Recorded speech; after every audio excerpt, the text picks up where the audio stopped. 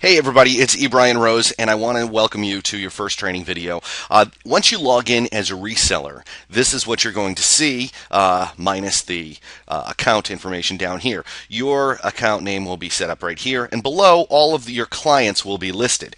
The very first thing that you want to do is make your logo appear up here.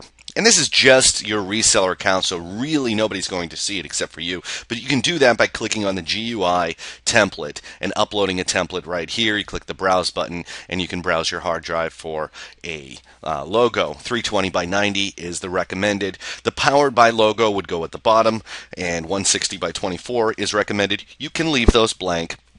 You can leave Powered by link blank as well. You can change the colors of your GUI right here.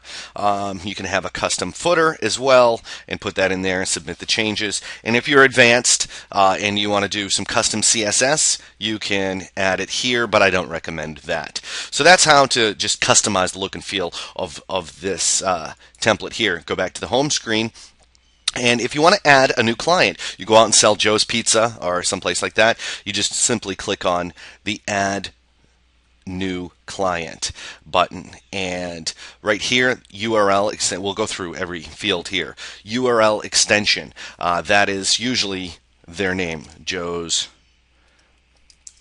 all lowercase, sorry, Joe's Pizza, if that's what his name is, and you'll get an automatic login for Joe's Pizza that's going to be custom for each one of your customers. And then you can specify a logout redirect URL if you want to have your customers, when they log out, to go to maybe another page where you talk about your web design services or something like that. You can do that, or you can leave it blank and they'll just be brought back to the login page. The web widget API key, you don't worry about that. That's going to be automatically generated for you. And here, customer readable name. This is how their name is going to look on the bills. So you want to write Joe's Pizza. Now, this is very important right here, custom logo, because when Joe's Pizza logs in as a client, if they're managing their own accounts, they're going to see whatever logo up here on their platform, what you tell the system you want them to see right here. So once again, you just click the Browse button and look for your logo. Logo should be 320 by 90, and that's the optimal size of it. Now, alternatively, you don't have to have your own custom logo there. So when Joe's Pizza logs in, if you want to put Joe's Pizza's logo in there, so when they log in, they're impressed and they say, wow, they see their logo there. So you can either have your company logo or Joe's Pizza logo there. So that's how you do that. Again, the same thing for the Powered by logo that goes at the bottom. You can leave it blank and not have a Powered by logo. That's fine. And if you don't have a Powered by logo, then you're not going to have a Powered by link. Right here is your drop-down menu for which short code to use. Right now, the only short code we have available is 72727, so that's the one that you're going to pick. And now, obviously, this is self-explanatory: contact information, name, company, address, city, state, email, phone number, and their mobile phone number.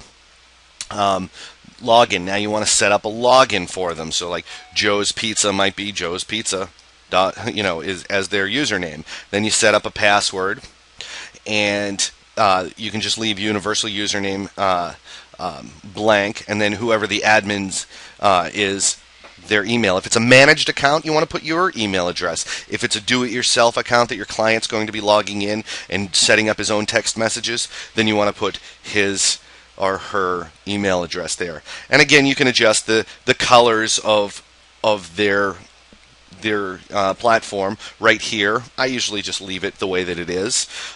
Custom footer, if you want to have links back to other websites of yours or anything you want to put down in the custom footer. And again, here is the advanced GUI. This is for people with advanced CSS skills. You can leave that totally blank.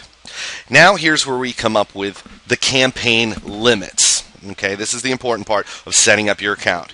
If you set up an account that has up to 2,000 messages and includes 3 keywords, let's say you have 0 polls, you didn't upsell them on that. Auto responses, 0, you didn't sell them on that. Text to screen, 0. Surveys, 0. Text to wins, 0. And mobile accounts, 0. So we just set up a basic text message campaign with up to 3 keywords and up to 2,000 text messages. So now down here, the extra features, you can enable all these extra features, and we'll go over what they all mean later on in your training. The only ones you really have to worry about right now is do they want the mobile website builder? If so, you click yes, and of course you would want to edit this field to say how many mobile websites they can build. But for the sake of this, we're going to uncheck it and keep this at 0. Billing, okay, so I just leave that as default plan right now. Cycle frequency is monthly. Now you put their base rate in. Let's say you're charging $297 each month, and they have an outgoing message quota of 2,000, okay, because we said they have total 2,000 texts in this plan. Now the overage, if they go over those 2,000, how much are you going to charge them? So let's say we charge them 9 cents for each additional message they go over their 2,000, so they pay 9 cents. Incoming message, if you want them to be allowed to have incoming messages, I usually limit that to about 100. And then just charge them some small rate of, say, 2.5 cents per overage. Now the keyword quota. We established up here that keywords are going to have 3, so the quota is 3. Now if they create more keywords, we can, how much money do you want to charge them per keyword?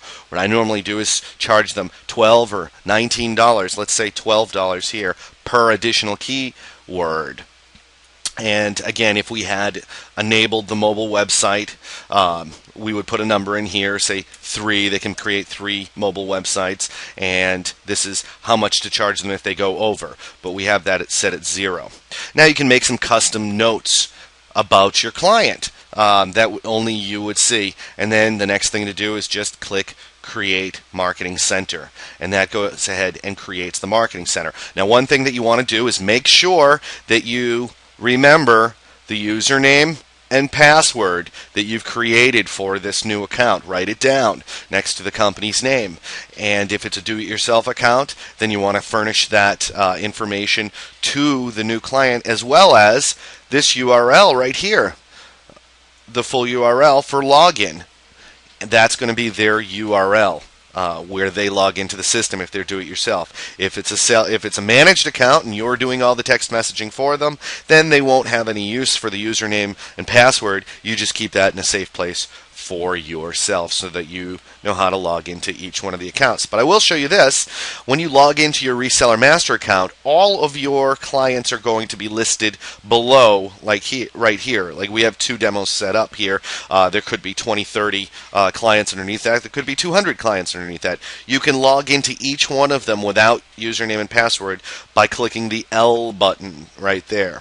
Then there's also a B button, which asks for billing statements. And then at the end of every month, you would click on the billing statement to find out how much each one of these clients owes you. And then you pass that bill, of course, on to the client. The R right here next to all of your clients is reporting, so you can get all the reports of their usage. And the D is delete. You don't want to click on that unless you want to delete the customer. And E is for edit, so that you can edit any of the information that we just set up. Or if the telephone number changes, address, point of contact, email addresses, or if the customer requests a password change, you can edit that information. Or if they upgrade their account or you change their prices, anything that we just did a minute ago to set up the new client, you can edit by clicking the E. So you can log into all of your clients right here by clicking L next to their name and do all of the other functions there. So that ends this video. That's how easy it is to set up a new client. Thanks for watching. Plenty more videos below this one.